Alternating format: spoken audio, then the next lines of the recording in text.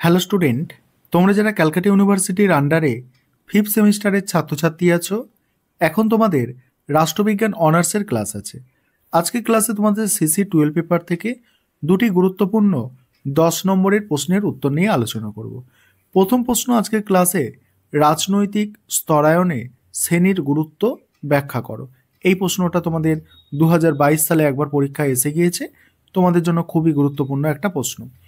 প্রথমে তোমাদের একটা ইন্ট্রোডাকশন অর্থাৎ ভূমিকা লিখতে হবে। সেখানে কি লিখবে দেখো, রাজনৈতিক স্তরায়ন বলতে সমাজের ভিন্ন ভিন্ন সামাজিক গোষ্ঠী বা শ্রেণীর মধ্যে রাজনৈতিক ক্ষমতা, অধিকার এবং সুযোগের অসাম্য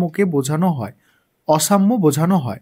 রাজনৈতিক সমাজতত্ত্বে শ্রেণী একটি গুরুত্বপূর্ণ বিষয়, কারণ একটি রাজনৈতিক কাঠামো নীতি এবং ক্ষমতার বিতরণে প্রভাব ফেলে। এটি কি করছে?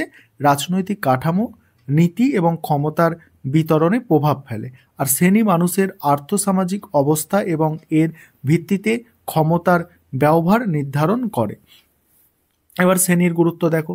শ্রেণী রাজনৈতিক স্তরায়নে গুরুত্বপূর্ণ কারণ এটি সামাজিক অসমতার মূল ভিত্তি, অর্থনৈতিক সম্পদ, শিক্ষার সুযোগ এবং রাজনৈতিক অংশগ্রহণের ওপর শ্রেণীর প্রভাব রয়েছে। ধনী শ্রেণী সাধারণত রাজনৈতিক সিদ্ধান্ত গ্রহণে প্রভাব বিস্তার করে, কারণ তাদের কাছে সম্পদ এবং সংযোগ থাকে। অন্যদিকে দরিদ্র শ্রেণী প্রায়শই রাজনৈতিক ক্ষমতা থেকে বঞ্চিত থাকে। মার্ক্সবাদী তথ্য অনুসারে শ্রেণী সংগ্রাম রাজনৈতিক পরিবর্তনের একটি প্রধান চালিকা শক্তি।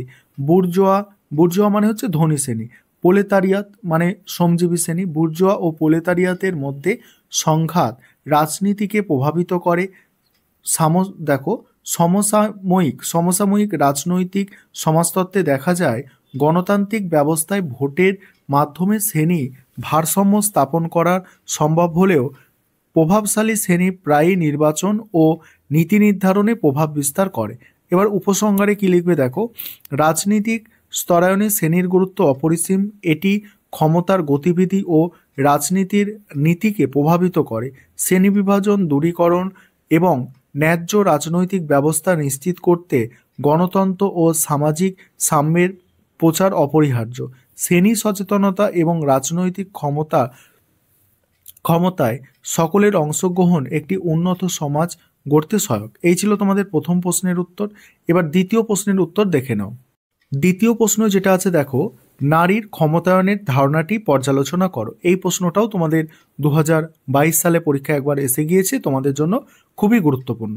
এই প্রশ্নের উত্তরটা নিয়ে আলোচনা করব। তার আগে যে বিষয়টা তোমাদের বলার আছে, তোমাদের জন্য অনলাইন কোচিং ক্লাস চলছে। তোমরা যদি কেউ পেড ব্যাচে অ্যাডমিশন নিতে ইচ্ছুক থাকো বা স্টাডি মেটেরিয়াল পারচেস করতে চাও, সেক্ষেত্রে নিচে যে নম্বর দেখতে পাচ্ছ ওই নম্বরে যোগাযোগ করতে পারো। চলো এই প্রশ্নের উত্তরটা দেখো। এখানেও তোমাদের প্রথমে একটা ইন্ট্রোডাকশন অর্থাৎ ভূমিকা আছে। সেখানে কি লিখবে দেখো, নারীর ক্ষমতায়ন একটি বহুমাত্রিক প্রক্রিয়া যা নারীদের সামাজিক, অর্থনৈতিক, রাজনৈতিক ও সাংস্কৃতিক ক্ষেত্রে সমান অধিকার ও সুযোগ নিশ্চিত করে। এটি নারীর ক্ষমতা, আত্মবিশ্বাস এবং সিদ্ধান্ত নেওয়ার ক্ষমতা বৃদ্ধির মাধ্যমে তাদের জীবনের মান উন্নত করে। তারপরে মূল আলোচ্য বিষয় যেটা আছে দেখো, নারীর ক্ষমতায়নের ধারণা বিভিন্ন সময় বিভিন্ন দৃষ্টিকোণ থেকে পর্যালোচিত হয়েছে। এটি প্রধানত দুটি স্তরে কাজ করে। একটা হচ্ছে ব্যক্তিগত স্তর। ব্যক্তিগত স্তরে কি বলা হচ্ছে দেখো, ব্যক্তিগত পর্যায়ে নারীর ক্ষমতায়ন মানে শিক্ষার অধিকার, পেশাগত দক্ষতার অধিকার এবং আত্মনির্ভরশীলতা। শিক্ষার মাধ্যমে নারী তার নিজস্ব চিন্তাধারার বিকাশ ঘটায় এবং কর্মক্ষেত্রে অংশগ্রহণের মাধ্যমে আর্থিক স্বাধীনতা লাভ করে। 2 নম্বর পয়েন্ট হচ্ছে সমষ্টিগত স্তর। সামাজিক ও রাজনৈতিক পর্যায়ে নারীর ক্ষমতায়ন সমাজে লিঙ্গ বৈষম্য কমিয়ে নারীর অধিকার প্রতিষ্ঠা করে।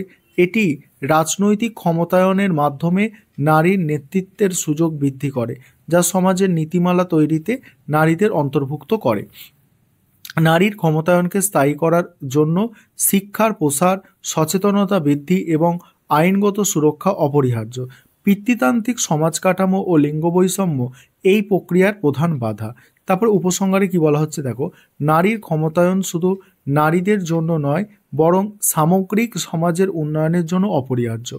এটি নারীর মর্যাদা ও সমান অধিকার প্রতিষ্ঠা করে। সুতরাং পরিবার, সমাজ ও রাষ্ট্রের যৌথ প্রচেষ্টায় নারীর ক্ষমতায়ন নিশ্চিত করা সম্ভব। সমাজের স্থিতিশীলতা ও সমতা বজায় রাখতে নারীর ক্ষমতায়ন অপরিহার্য।